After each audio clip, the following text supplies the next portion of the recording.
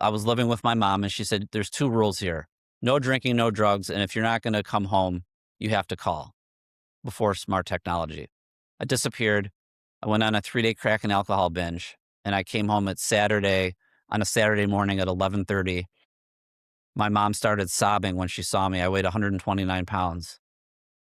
And she said, if you're going to die, it's not going to be in this house. Get out. I'm changing the locks. And I think parents are struggling with hearing that story, but you have to understand that's after 13 years of lying, stealing, pawning, manipulation, holding my family hostage.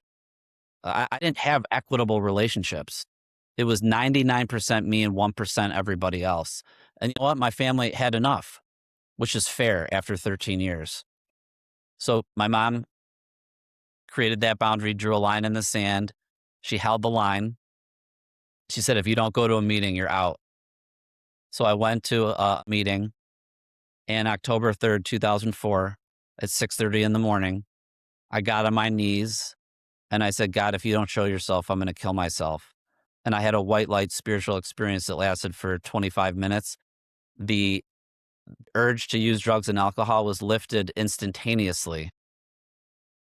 And so I've had a lot of exposure to treatment and IOP and sober living and right, the whole industry.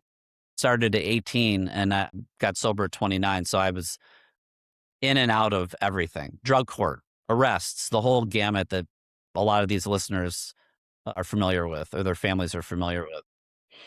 And so all the things I said I would never do are the things that saved my life.